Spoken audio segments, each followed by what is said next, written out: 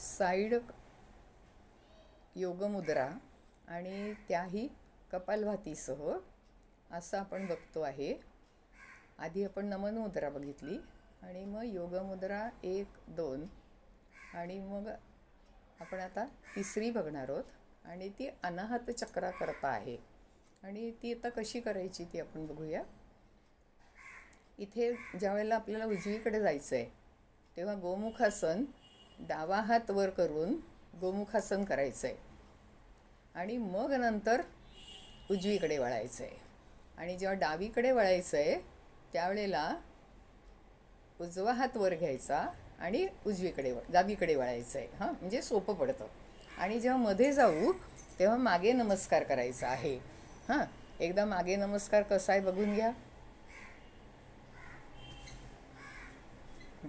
आणि समजा नाही जमलं तर दोन्ही हात खांद्यावरून खाली टाकायचे, जर अजून खाली येऊ देत. हां, म्हणजे कानाकडे कोपरं ठेवायची, म्हणजे हृदयाचा जो भाग आहे तो कव्हर झाला. आता आपण सुरू करूया. आता मुद्दाम काही कपालभाती शिवाय ज्यांना करायचं नसेल कपालभातीसह ते कपालभाती शिवाय पण करू शकतात, पण आपण आता कपालभाती सहज घेऊया. रेचक पूरक, रेचक अर्धपूरक, फिरा कमरेतनं तिकडे, उलट झालं, डावावरती उजवा खाली, इकडे वळायचं, उजवीकडे वळायचं आहे आणि उजवीकडे कपालभाती चालू. हां, सुरू कपालभाती. आपण असे जेव्हा करतो तेव्हा 21 वेळाच कपालभाती करतो. हे हा जो इकडा मोकळा आहे ना त्याच्यामुळे आपल्याला खाली चांगलं वागता येतं. कपालभाती सुरू आहे. रेचक, भरा चांगला, या खाली. आता इथे आपली मान सरळच राहते, जमिनीला पॅरललच असते, त्या तुमचं कपाळ, नाक, डोकं जमिनीला लागलेलं आहे. आणि इथे खाली गेल्यानंतर नॉर्मल श्वास, म्हणजे किती वेळ थांबलात तरी चालेल.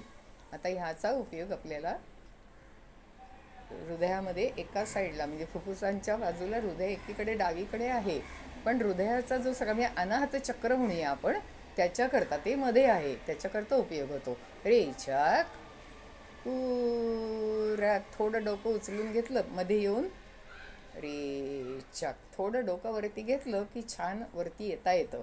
2-4 नॉर्मल श्वास जाऊ द्यात आणि हे शक्यतोवर आपण छातीच्या मध्यावरती लक्ष ठेवून करावे. आत्ता तर आपण अनाहत चक्राकरताच करतोय, त्यामुळे तिथेच बघून करायचे आहेत. आता आपल्याला डावीकडे वळायचं आहे तर उजवा हात वर घ्यायचा आहे आपण. हां, आणि मग ही पोझिशन घ्यायची. रेचक पूरक, वळा डावीकडे.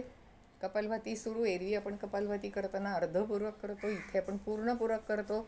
आपली बटणं आपल्याला पुढची दिसली पाहिजेत. गुडघ्याकडे लक्ष आहे. वज्रासन घातलं आहे म्हणून.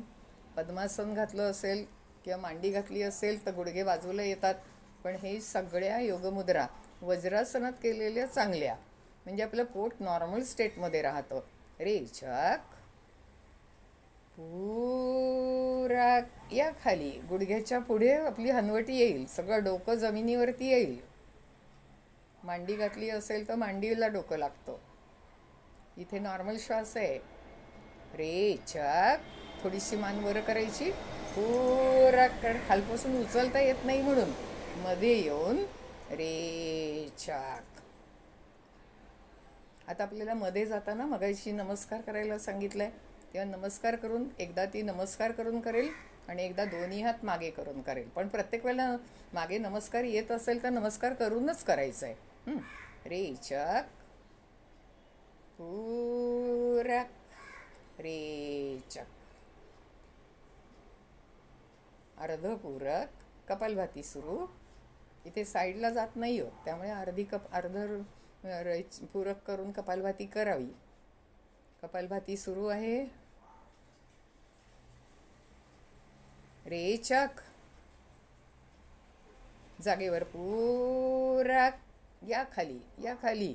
मान खालीच राहील. इथे आपली मान नव्हते मगाशी होत नव्हती, आता बघा मान समोर ठेवून खाली येता आलं. मागचा नमस्कार दिसतोय तुम्हाला, तो बरोबर अनाहत चक्राच्या इथं ते हात आलेले आहेत. रेचक, मान थोडीशी उचला. पूरक करत करत समोर बघत बघत वरती यायचं. रेचक, हे असंच करायचं आहे. पण ज्यांना असा नमस्कार घालता येत नाही त्यांनी दोन्ही हात वरती घ्या. खांद्याकडनं आणि अंगठ्याला अंगठा जोडलेला आणि 2 हात असे राहतील. जितकं कानाजवळ हात जातील तितके खाली जातात हात, म्हणजे हृदयाकडे. आता आपण दोन्ही नासिकांनी कपालभाती करणार आहोत. रेचक अर्धपूरक कपालभाती चालू.